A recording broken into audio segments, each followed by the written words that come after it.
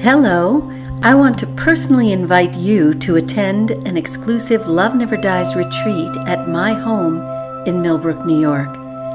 You will feel the magic the moment your tires turn into my tree-lined lane. Nestled deep within 1,000 secluded emerald acres, you will rejoice in the aerial ballet of soaring swallows and the symphony of songbirds.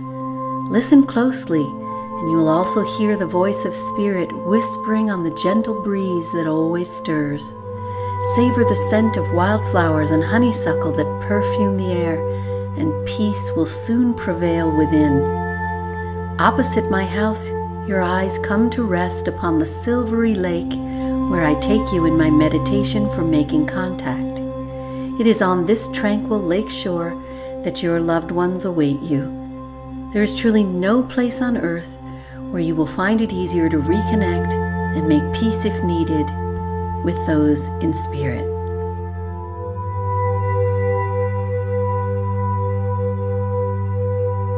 Today we're going to focus on all the things that heighten your receptivity, which is very necessary, obviously, and then we're going to practice dialoguing. Our relationships aren't meant to end in death. And so as a result of my incredible experiences with him, I've created my groundbreaking new trans-dimensional grief therapy method. And it totally diverges from the Western approach, which is grieve, let go, and move on, and do it in 6 months. And if you don't get over it in 6 months, you know, because you're in the field, and I have people listening who are in the field. If you don't get over it in 6 months, we're going to slap a psychiatric label on you. We're going to tell you have complicated grief syndrome. We're going to give you medication. Maybe we'll suppress your pain, but it's still there. It's just being masked. So my method, by contrast, shows you how to say hello, not goodbye, without the assistance of a medium, a channeler, or a psychic.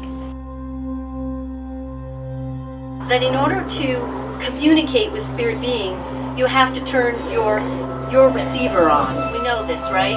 I call it tuning to the spirit channel in your brain, because we're all born with the innate ability to send and receive energetic signals. We do it every day. You know you do, right? I'm preaching to the choir. So all we're doing here is, it's like going to the gym. Your muscles are weak, they're atrophied, you've never worked out. You pick up a weight, you drop it on your toe. But as you practice, you get more muscle. So these exercises help you build your psychic muscle, is all it is. And as you exercise your muscle, you're going to find what meditational techniques help you, right? So we want the receiver to be in the full-on position so that you're really attuned to all the signs that are being sent to all your senses, touch, taste, smell. That's what we're going to do today, to really make sure that all your senses are tuned up. You've got to be willing to surrender to your emotions. Because if you're too busy beating them back and not trying to feel, well, what happens? You can't, you're just too afraid to access what's going on for you in spirit, right? Let's do some exercises, okay? And everybody remotely can do this with us, all right?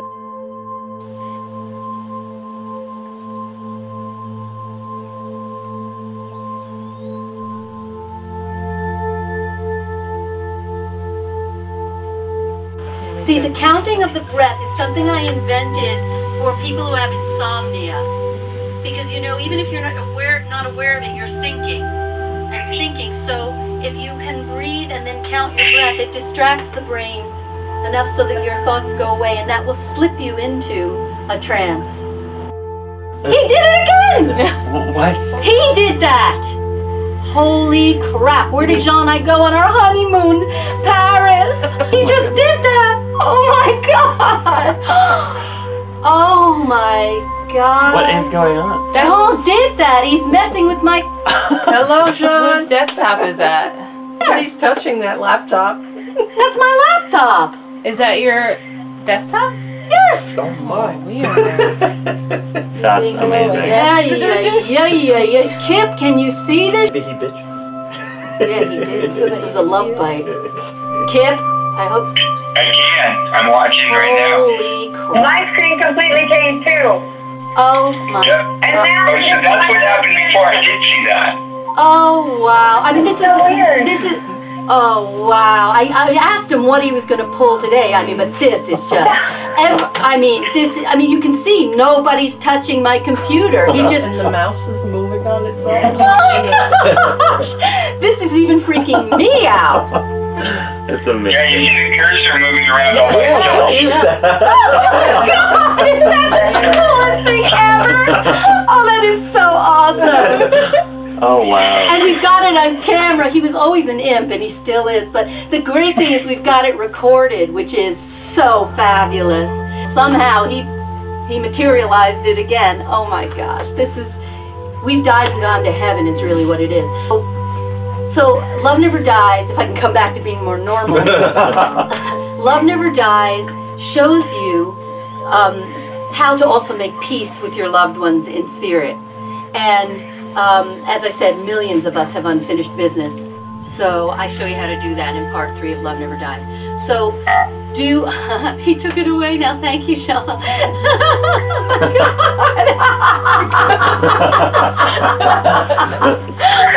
God. That's true. When you acknowledge the manifestation, then it's okay. You got it. That is crazy. Yeah. That is about as crazy. And I'm so thrilled that you guys are here with me because most of all the manifestations, I'm by myself and then I write about it. So he just was waiting for today with all of you here to just do that for you. That's awesome.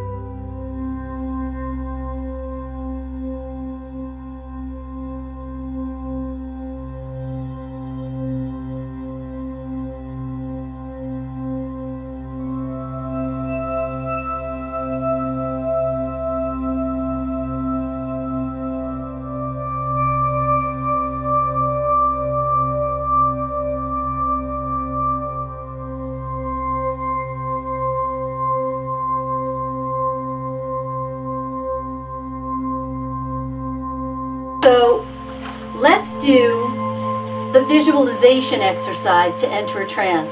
I'll talk you through this one, okay?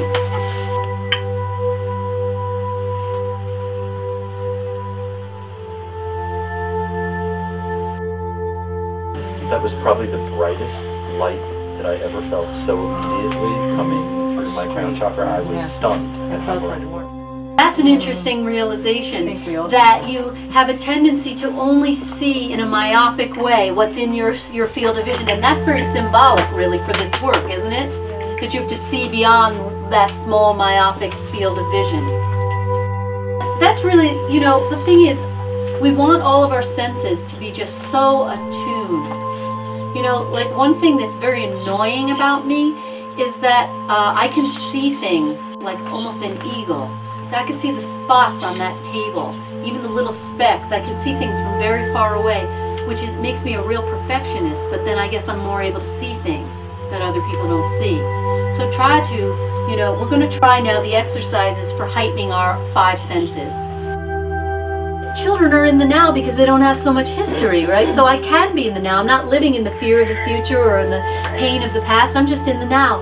So if you work on focusing on seeing with the eyes of a child and being in the now, you are in the now. And we need to be in the now when we're reconnecting with spirit, because they're not in the past, they're not in the future, they're in the now.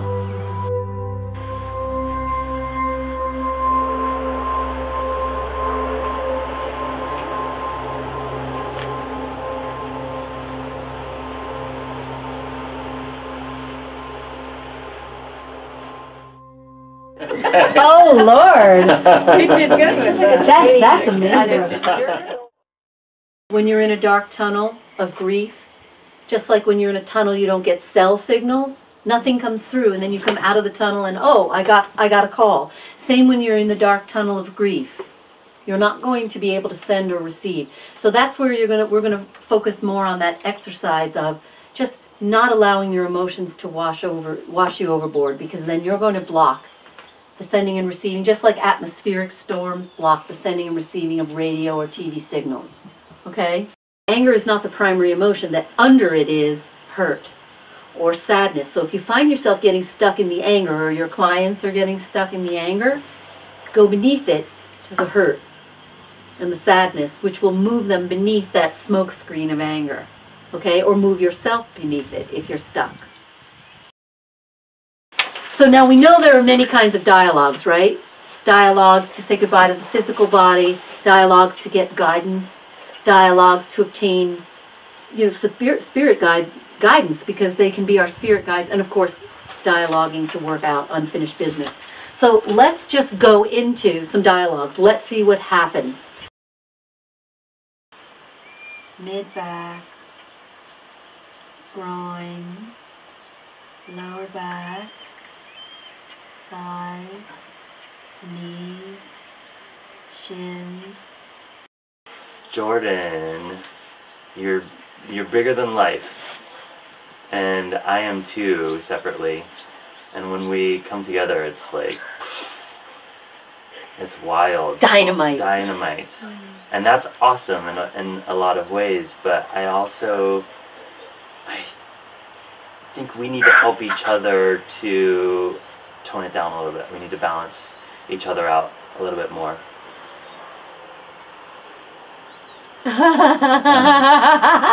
Do you see what he's saying?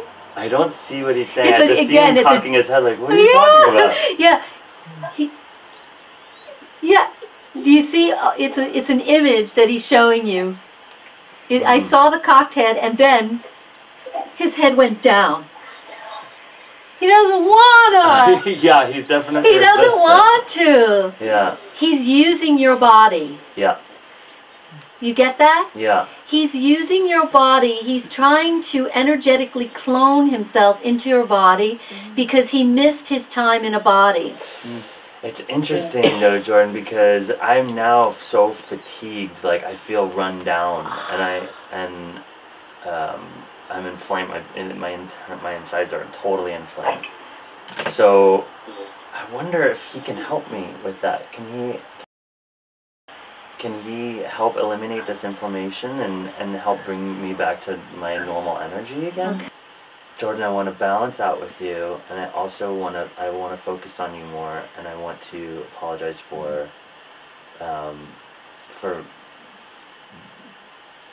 focusing elsewhere and not recognizing you more.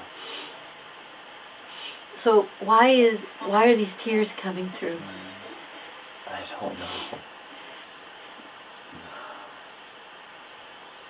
I don't know.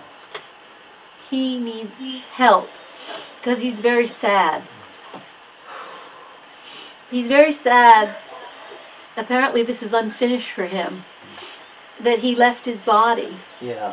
Before he had a chance to be in his body. And he feels sad that he's put a burden on you because having a little kid running around in your body has been tiring you out, and he feels sorry for that. That he's sorry. Oh, wow. Wow.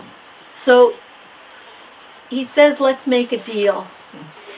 Because nobody got to watch me play my sports and tumble and jump. Could you just sit still like a good dad on the bleachers and watch me? I won't get in you so much and tucker you out if you would just watch me. Yeah. And be with me, enjoy and watch me. Yes, absolutely.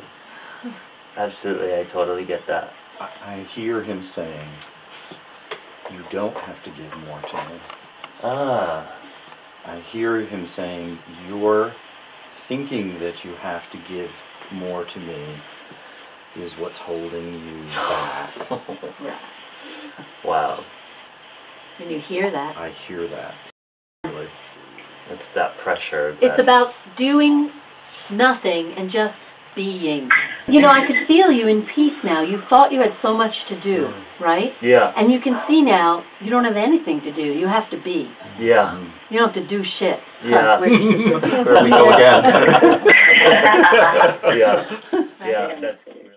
I really enjoy this concept of maybe even being entertained by him. I love if I'm that. just watching the show. I could feel you're just drained, like in a good way. Yeah. Like all this intensity just drained out of you. Yeah. I was really nervous, and Now? that's completely gone. Yeah. You feel like it's done. We're free. Yeah. Okay, bye. That was fast. That's good. Awesome. Yeah. Really good. Yeah, we're connected really strongly. I was know. worried that we weren't, and that was so effortless. It felt So. really, yeah. Cool. Thank you. He's My name is Johnny, and I have worked with Jamie quite extensively over the last year and a half. And in the beginning of this year, I had a pretty pronounced experience where my brother was communicating through her to me. With Jamie's help, we were able to reconnect, and the thing that she communicated that hit me the hardest was that he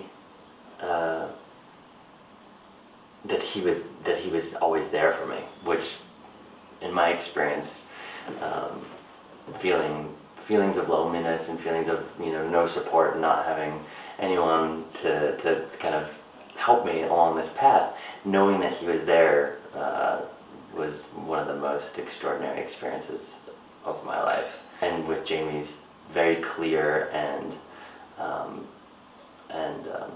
sincere approach to this whole thing, it's just made it that much easier to go through the process. I would like to call to my sister Frida, who's recently passed. I'm sorry to have lost you. What do you see, Betty Jo, or hear or feel? I feel like she's trying to tell me that it's okay. Right. She's making a gesture, a physical gesture. Take a breath in and see if you can see what she's doing. But she said something right away about your heart pain.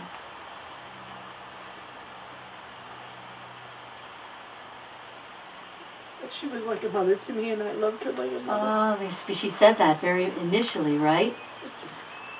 And what you felt at first, that pain and the sadness and the lack, you don't feel now. You feel the love, connection. This is a very powerful example of how the pain of the losing is instantly replaced with peace and joy as you reconnect. You feel that, Betty Jo. You look much lighter. You feel, everything about you feels so lighter. This is what is so amazing about reconnecting and dialoguing. That pain that you had lifted from you. It really lifted. And her important message to you was, keep connecting to me. It's not just a one-shot deal. Keep on coming to me. I opened my eyes at one point, and you just looked so different to me. I could see the difference, and I could feel the difference. Thank you. That's nice.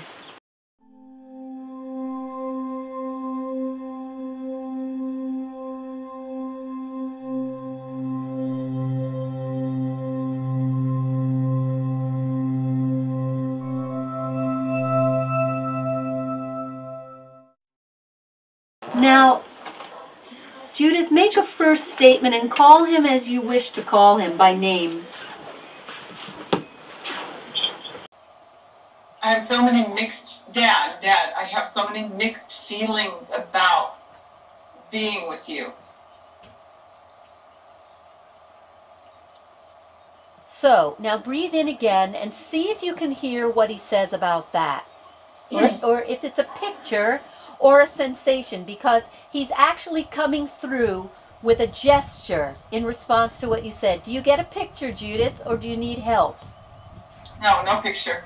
Okay, I'm going to tell you that the gesture he's coming through with is a very interesting one. I've never seen this before. He's got a fist and he's beating his chest like mea culpa.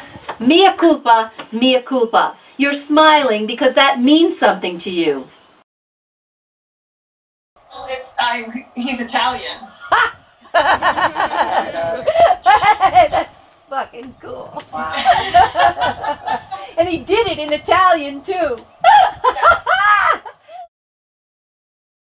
Talk about making his presence so present to us in the guilty Catholic mea culpa and in saying it in Italian. You are holding serious grudges, okay? Now, the grudges come, and we don't let them go, because we have not felt understood. If we haven't felt understood, we don't get past the grudge. Just tell him, what is this thing that you never got him to understand. Make one statement. Dad, I missed you being part of my life. Tell him. And I felt really strange as a child, not having a daddy to climb in your lap, to climb in your lap and feel Right. supported. Right. Do you hear anything that he's saying to you now, or see anything?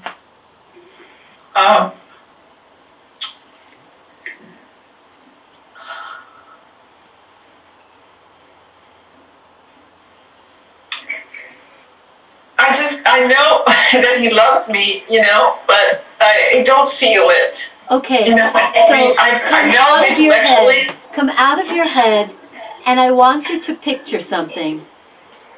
Because what he's showing me is, he's showing me his lap. And he's showing me that the lap is very broad and it's very wide. And he's offering it to you now. Close your eyes and feel that hurting, mad little girl who's so afraid. Just see if you can imagine her sitting in his lap. And tell me what happens.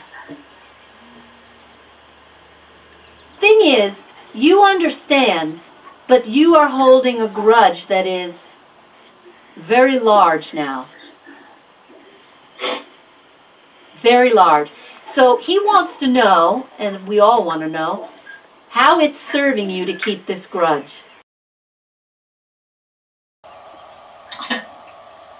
Actually, I didn't know it was still so big. Wow, it's as big as the universe is big.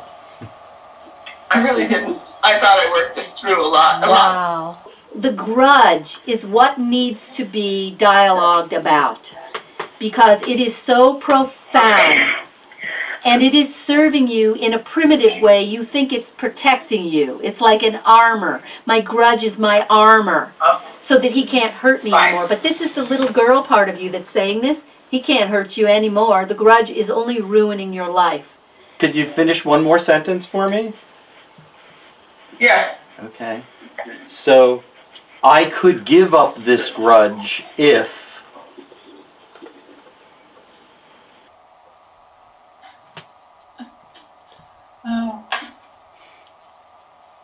If I was willing to. Exactly. There you go. So we come full circle to I won't. So that's where we're going to continue from this point on. And that's excellent. So this was it was a very helpful experience for you.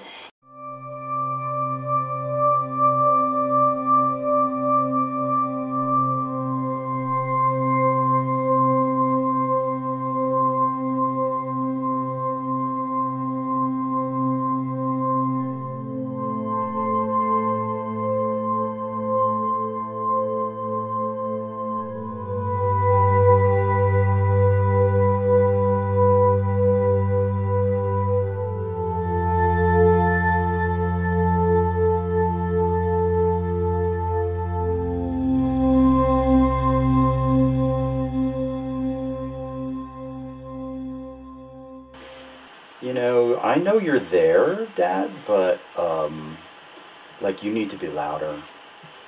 Do you get anything from Joey?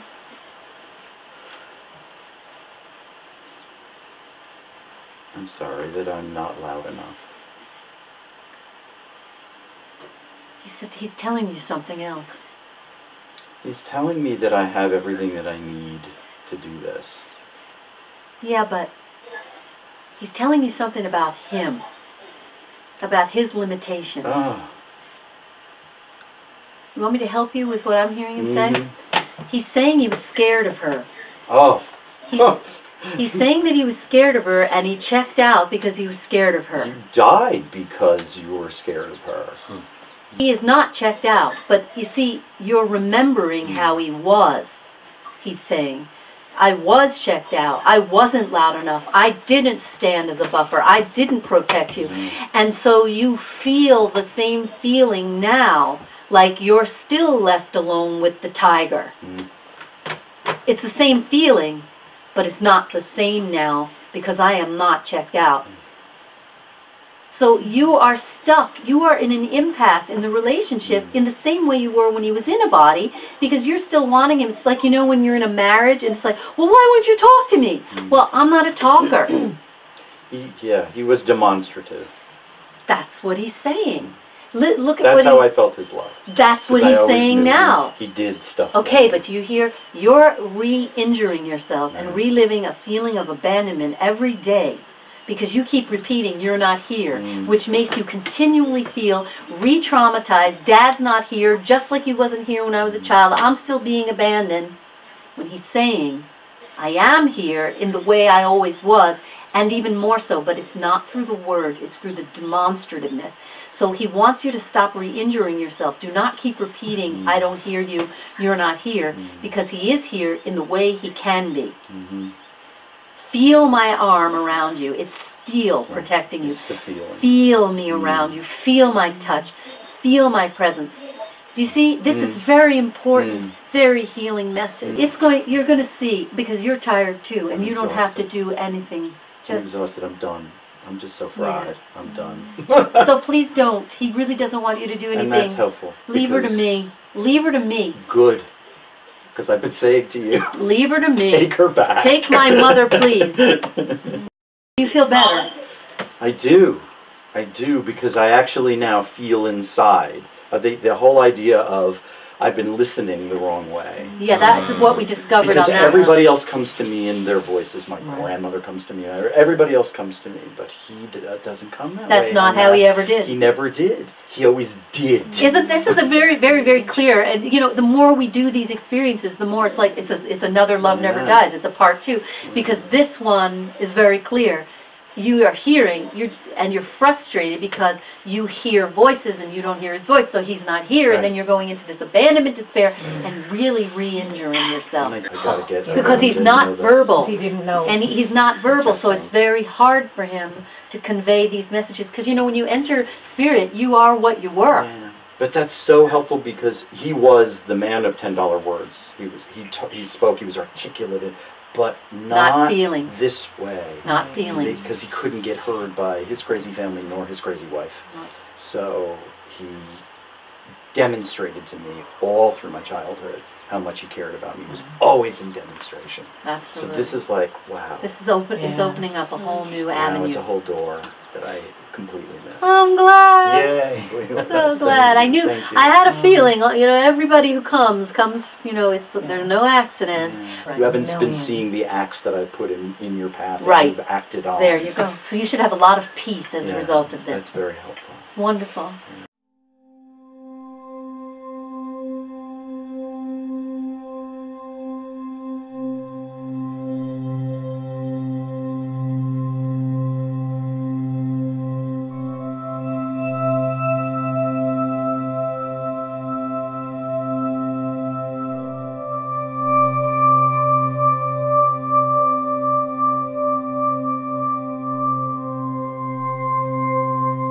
Man, has this been awesome. What a beautiful gift for me to celebrate the publication of the paperback with you all. I'm never going to forget this experience.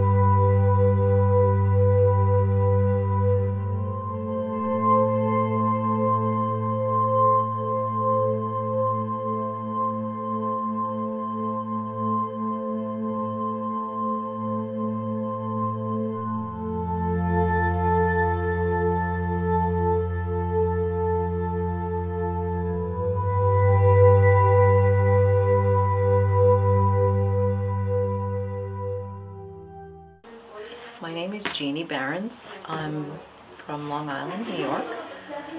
And I'm a licensed clinical social worker, and I've been doing bereavement counseling for 25 years. And I first heard Jamie on Hay House radio, and I just kind of got hooked on listening to her, and the dialoguing was so intense. And I've had pieces of that in my work over the years, and it's been getting increasingly more common, but it's not common in the world. So I was really drawn to her, and I wanted to meet her, and I wanted to experience this kind of up close and personal, and it's been an amazing opportunity, and the people here the energy was amazing. It was great. People were great together. And I know it's the beginning of something really, really important in the world.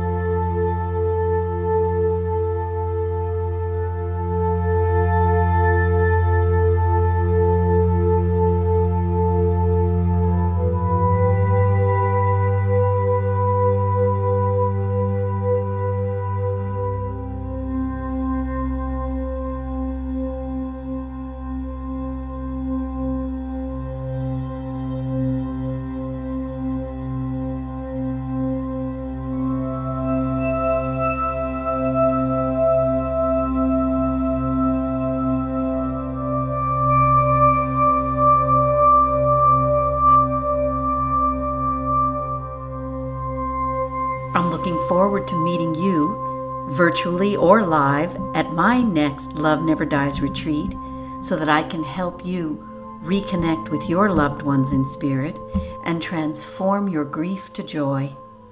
Wishing you all the love in this world and beyond. I'm Dr. Jamie Turndorf.